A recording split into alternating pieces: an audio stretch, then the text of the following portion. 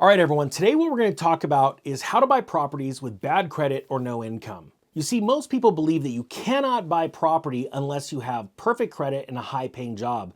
And that belief keeps millions of people out of real estate. But the truth is, people buy properties every day with bad credit, limited income, and even no traditional income at all.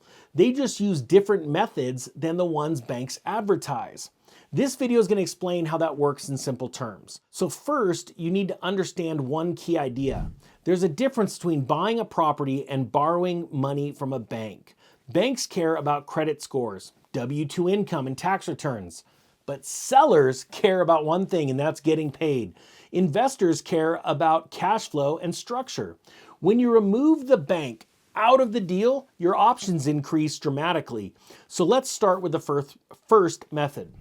Owner financing, sometimes called seller financing. This is when the seller becomes the bank.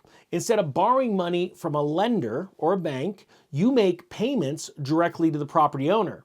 Many sellers are willing to do this if the property has been sitting on the market, if they already own it free and clear, or if they want monthly income instead of a lump sum.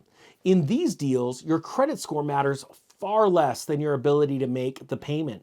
Terms are negotiated, they're not standardized, right? You can work with this, it's flexible, because that means no down payment, right? It could mean interest rate changing, the payment schedules, they're totally flexible. Now the second method is buying with partners or private money. This is not a loan from the bank, this is money from an individual who wants a return. The partner may bring the cash while you bring the deal and the work or the management. So you could be doing any of those. Income qualification is now often replaced with deal quality. If the property makes sense on paper and the risk is controlled, credit becomes less important. This is how many get started without qualifying on their own. Now, the third method is buying properties that are already producing income, right? Banks look at you now. Investors look at the property. Now think about it this way. When banks looking at you, right, they're looking at all the stuff that you need to prove to them that you can pay the payments.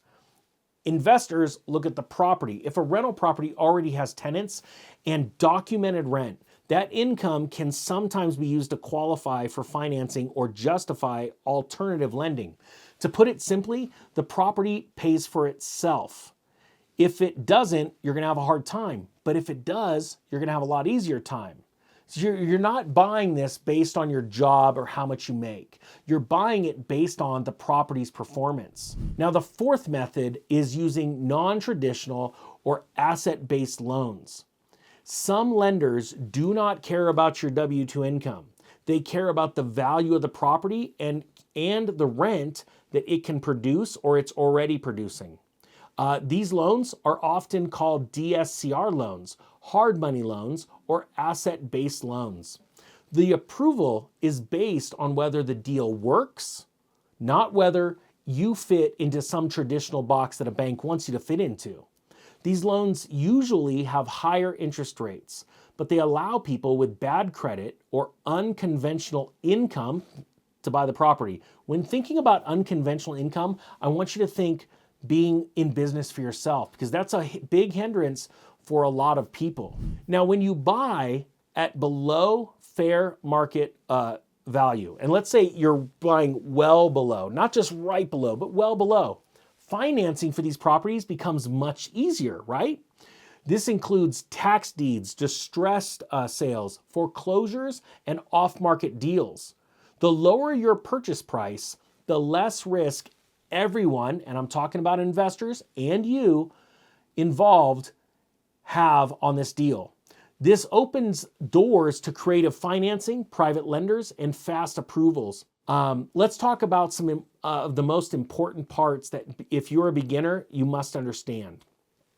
Buying a property without good credit or income does not mean taking reckless risks. That's very important. It means using structure instead of qualifications. You must understand the rules in your own state, the true costs of ownership, and your exit strategy before ever buying anything. Real estate rewards education, patience, and discipline. It punishes those that take shortcuts and have high emotion. Bad credit, remember, is not permanent. No income does not mean no opportunity. And what truly matters is learning how deals actually work outside of the banking system. Once you understand that, the door to property ownership opens much wider than you ever could see possible. And you know what? When you think about it, I've just given you 3 or 4 ways to buy these properties if you have bad credit or unconventional income. But in all reality, one thing that you could do to immediately better your situation is to have high credit. We're talking over an 800, and it's totally possible. I've seen it myself. I've worked with some of the largest credit agencies in the country to watch people blow their credit up.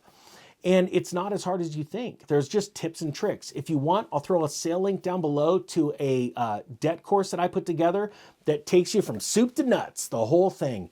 And it's really low price if you want to dive into that. But if you don't want to dive into building your credit score, this video just brought you hopefully to that next level, understanding there's so many different ways to get financing on a property without the best credit or the best income.